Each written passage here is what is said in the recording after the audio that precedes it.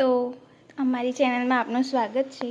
આજે આપણે બનાવીશું કોબીજ બટેકાનું શાક, જે ટિફિનમાં આપણે મૂકી શકીએ છીએ। તેના માટે આપણે કોબી બટેકા સમારીને ધોઈ લીધા છે અને લીલા વટાણા લીધા છે, લીલા મરચાં, ટામેટાં લીધા છે।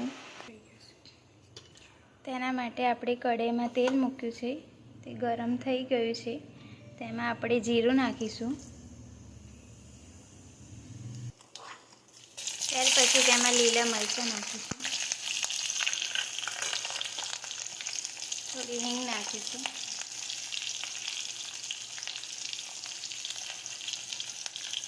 લીલા વટાણા નાખીશું, તેને મિક્સ કરીને હલાવી લઈશું।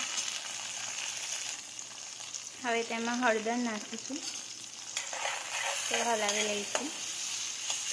હવે તેમાં કોબી બટેકા નાખી દઈશું।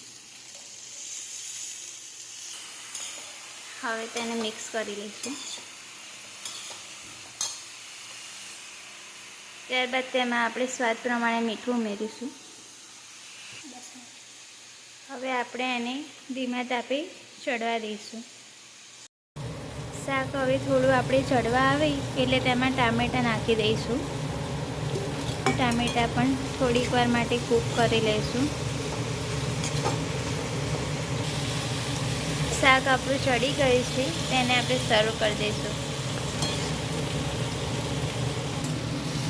આ શાક આપણું રેડી છે, જે ટિફિન બોક્સમાં પણ આપણે ભરી શકીએ છીએ।